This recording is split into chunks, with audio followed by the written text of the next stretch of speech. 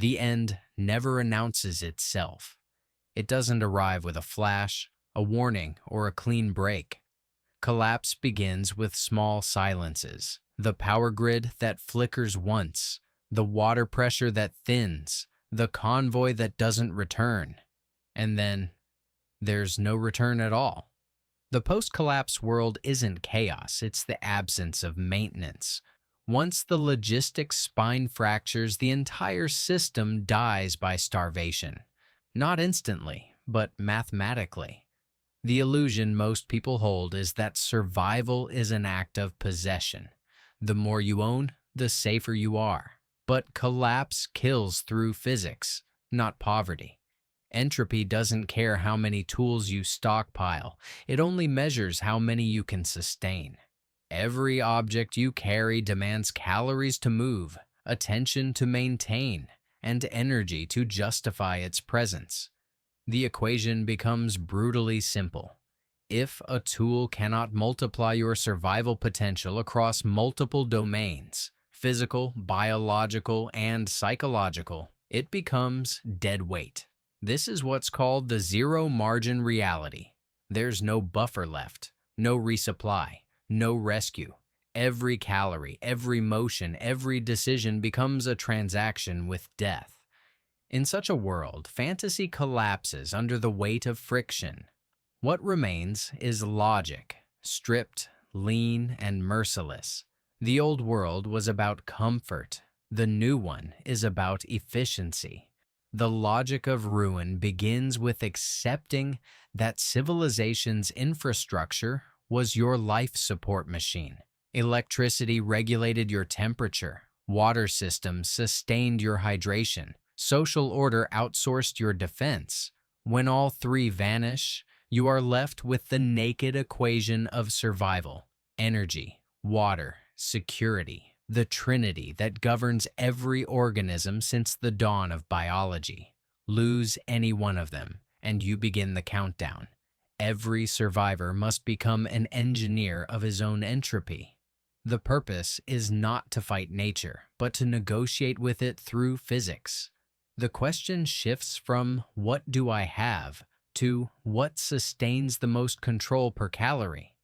The moment you understand that, the fantasy of endless gadgets dissolves. The real tools are few, but they are absolute. You stand in the ashes of infrastructure, and you must now build logic where there was once convenience. The weak will reach for collections, knives, tents, gadgets. Thinking abundance means security. The strong will strip down to principles because simplicity is speed. And speed is survival. Collapse doesn't demand strength. It demands clarity. And clarity begins with the acknowledgement that most tools are illusions, weight pretending to be preparedness.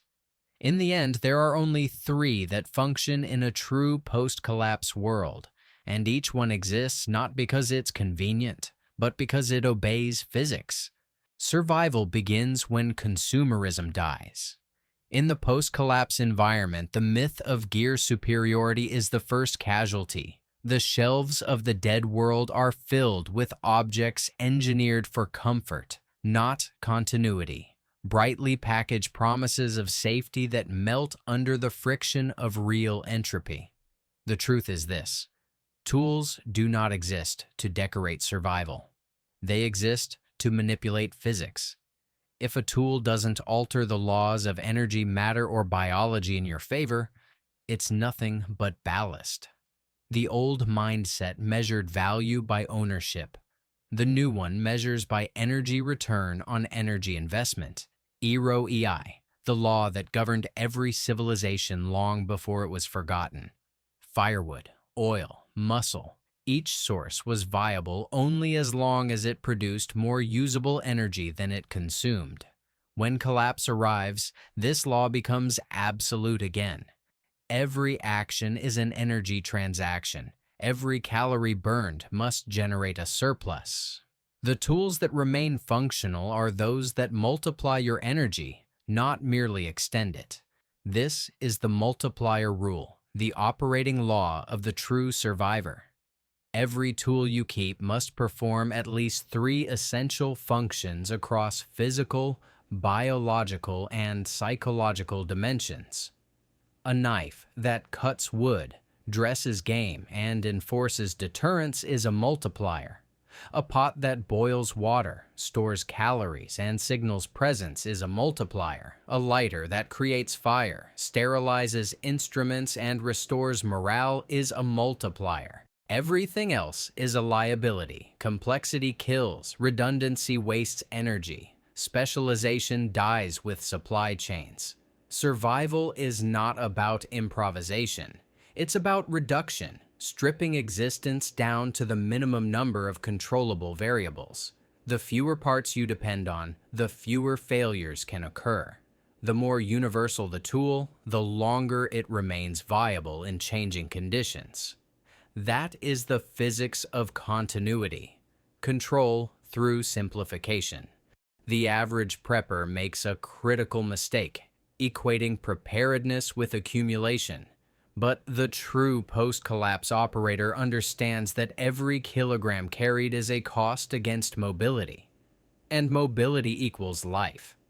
When collapse turns static zones into kill zones, cities burning, roads blocked, contagion spreading, movement becomes your only defense. Your kit must obey thermodynamics, not fantasy. Biology reinforces this principle. The human organism runs on a closed loop of energy conversion. You burn calories to maintain temperature, hydrate cells, and process cognition. Each decision that wastes effort shortens your operational window. Tools that conserve energy directly extend life expectancy. That's not philosophy. That's math. And yet, the final layer is psychological. Tools serve not just the body, but the mind's fragile architecture. They impose control in chaos, giving form to the formless. A blade defines the edge between life and death. A container defines order within decay. A fire defines light against entropy. To lose them is to lose the illusion of dominion. And once that illusion dies, the will follows. So the core philosophy stands unchallenged. In collapse, tools are not accessories. They are the interfaces between man and physics, extensions of control that must earn their place through logic. The ones that survive the fall are not designed by marketing, but by entropy itself. The test is coming. Only 3 tools pass it. When civilization disintegrates, most tools die with it. The battery expires. The cartridge runs dry. The circuitry burns out under its own fragility. But 3 tools remain immune to decay because they are not inventions. They are continuations of physics. They existed before industry, and they will outlive it. Each one is a bridge between biology, thermodynamics, and psychology, and together they define the minimum viable human toolkit in a post-collapse world. The blade. The blade is not a weapon. It is a converter, the interface between matter and intent. In collapse, raw material becomes your new ecosystem. Bone, wood, metal, fiber, flesh. The blade turns them into order. It disassembles carcasses, reshapes debris into structure, and defends caloric sovereignty when negotiation fails. But its true power lies in precision, the conservation of effort. Every calorie saved from hacking, tearing, or breaking translates directly into extended lifespan. The blade is energy efficiency incarnate, one tool that replaces claws, teeth, and tools of labor. Its logic is elemental. Physics defines sharpness as the concentration of force over minimal surface area. A pressure multiplier. That's what survival demands. Concentration. No wasted motion, no diffusion of effort. In the hands of the disciplined, the blade is not violence. It's geometry serving biology. It represents the human transition from prey to operator. And in darkness, when sound carries death, a silent blade is the last remaining expression of controlled intent. The container. Civilization began the moment humans learned to store.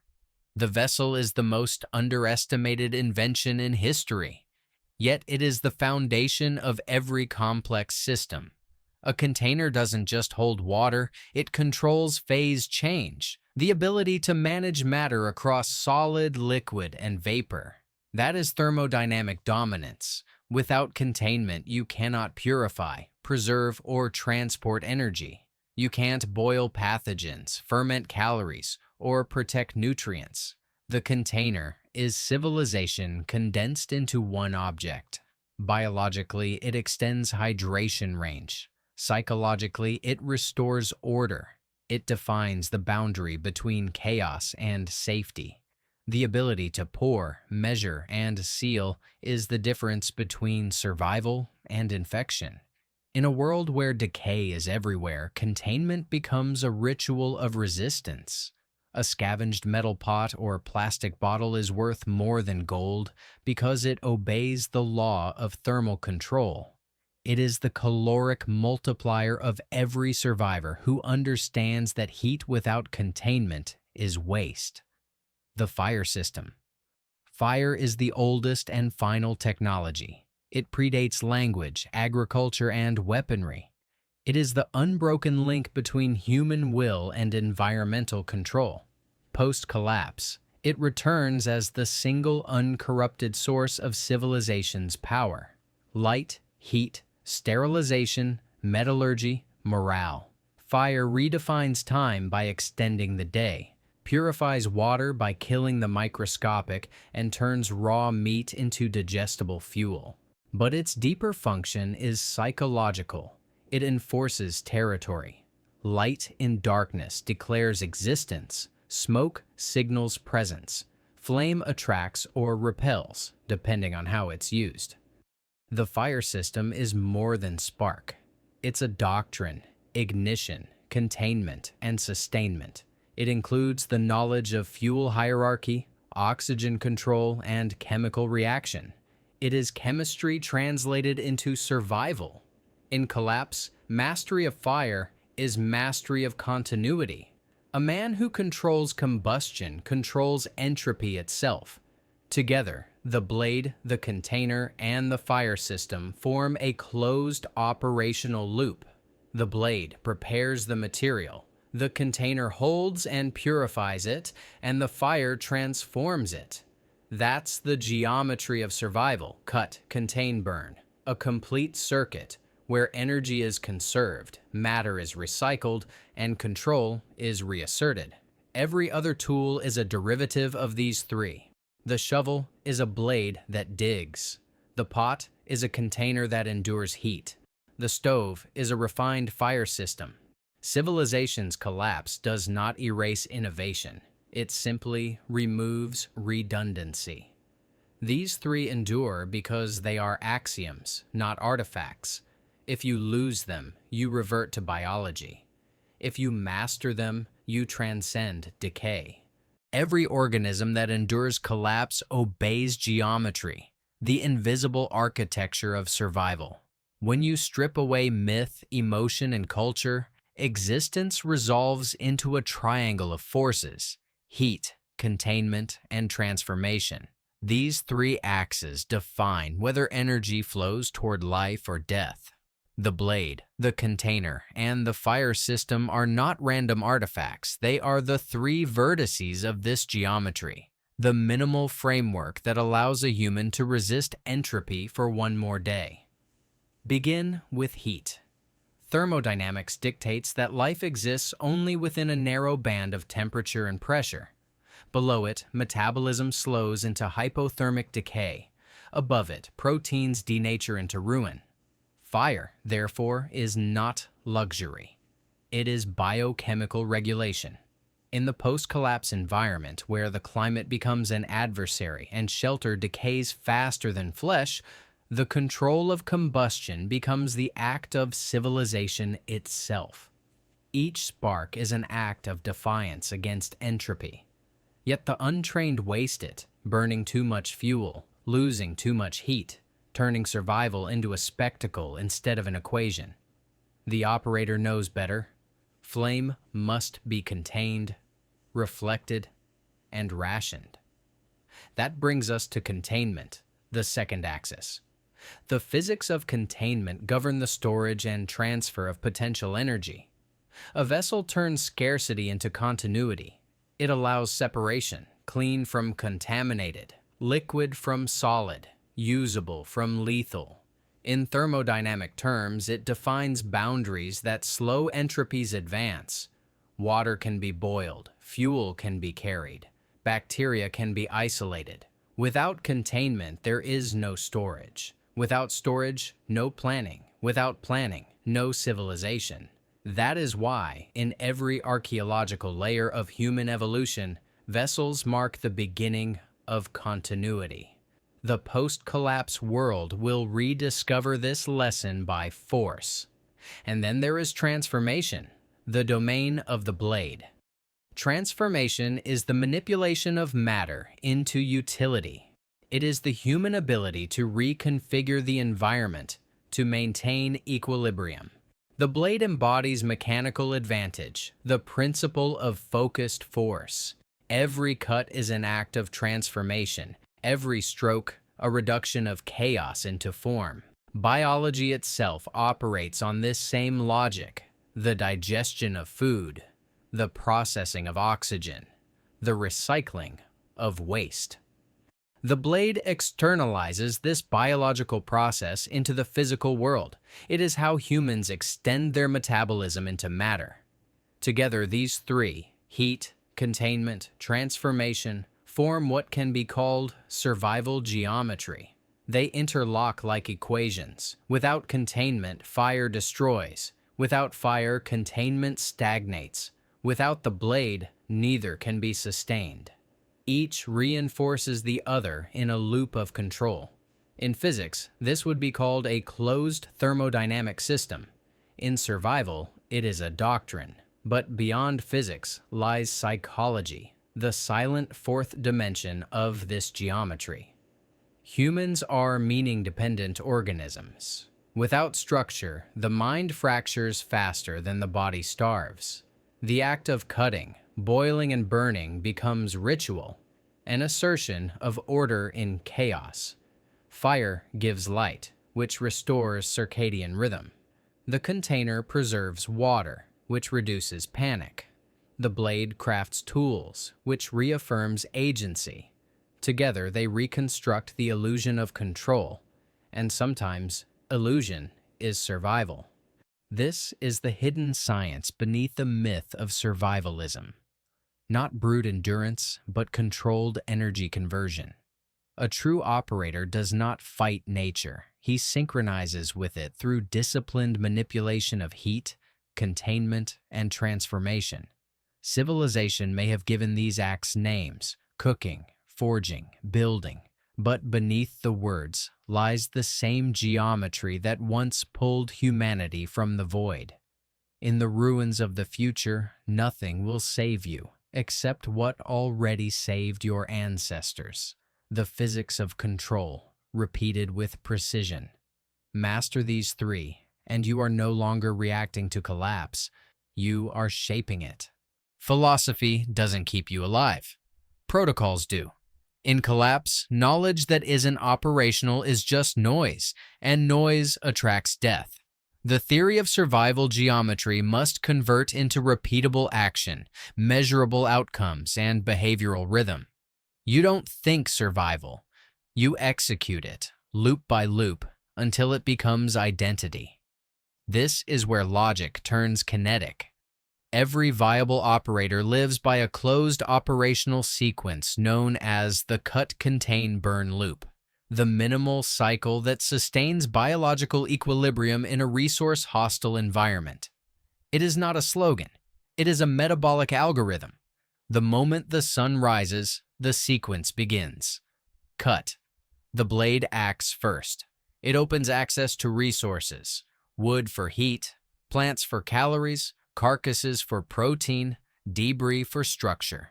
Cutting is extraction, transforming inert matter into usable form. It's how potential becomes kinetic. The untrained hack mindlessly. The operator slices strategically, conserving motion and calories. Every cut must pay back more energy than it costs. One motion, three purposes: harvest, defend, construct, contain. Once material is extracted, it must be isolated and preserved. The container defines continuity: boil to purify, seal to store, cool to delay decay. In a post-collapse world, contamination is the most efficient killer. Pathogens travel faster than bullets. Water untreated equals infection. Food unsealed equals loss. The operator moves through the ruins with containment doctrine ingrained. Nothing unboiled enters the body. Nothing uncovered remains overnight.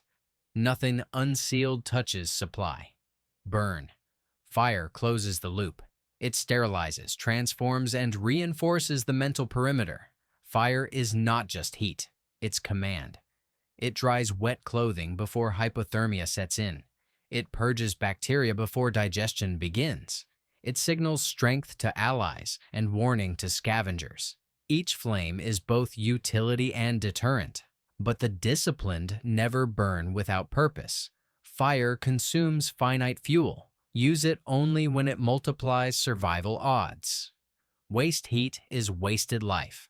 This loop repeats every day. You wake, you assess, you act. Cut, contain, burn. Again and again until it becomes instinct.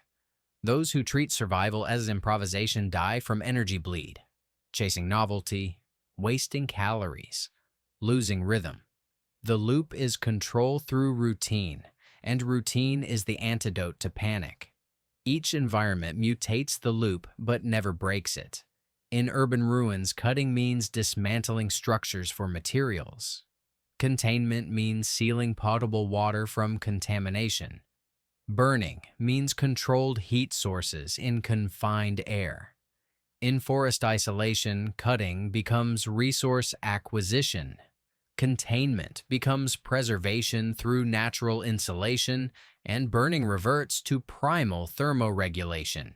In coastal collapse zones, the blade harvests protein from saltwater systems.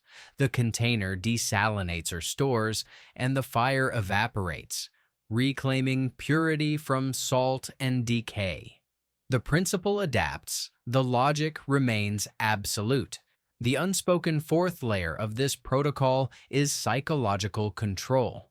When everything collapses, government, morality, time, routine becomes the replacement for order. Each repetition of the loop reinforces agency, the act of deciding, executing, and sustaining. You cannot command the world, but you can command the sequence, and that's enough. True operators don't worship their tools.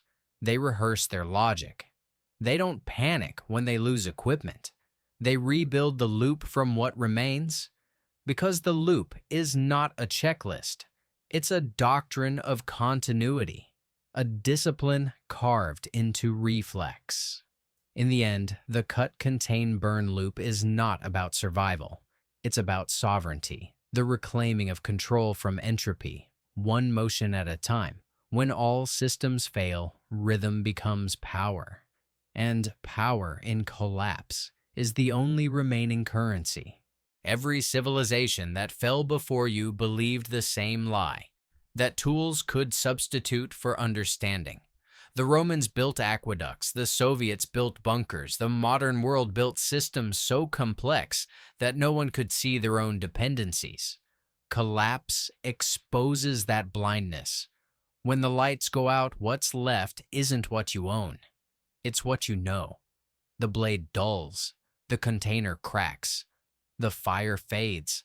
Entropy always wins the long war. The illusion of permanence is the most lethal comfort of the old world. The survivors are not those who possess the most gear, but those who understand why the gear existed in the first place and how to rebuild it from nothing. Tools are extensions of logic, not replacements for it. This is the final shift every post-collapse mind must undergo. detachment from material security, and attachment to functional reasoning. Once you can rederive utility from physics and biology, you are no longer dependent on civilization. You become civilization's seed. You can craft a blade from stone, shape a container from clay, extract fire from friction. You don't carry survival, you regenerate it. That's the secret nobody tells you in the comfort era. Survival isn't an act of possession, it's an act of translation.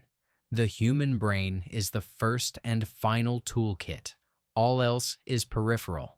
The hands obey physics, the mind obeys logic.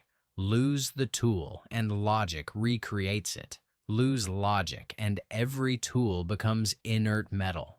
In collapse, panic is the death of computation. Emotion consumes glucose faster than action, draining the system meant to calculate. The disciplined remain mathematical, reading environment as data, interpreting threat as variable, applying energy like currency. They don't hope. They run protocols. The post-collapse world is not a stage for bravery. It's a test of equations. Every time you act without logic, entropy gains ground. Every time you act with precision, the world obeys again, even if only for a moment. That moment is survival. The three tools, blade, container, fire, are physical metaphors for internal constants: clarity, structure, transformation. The true weapon isn't steel. It's the mind that forges meaning from chaos.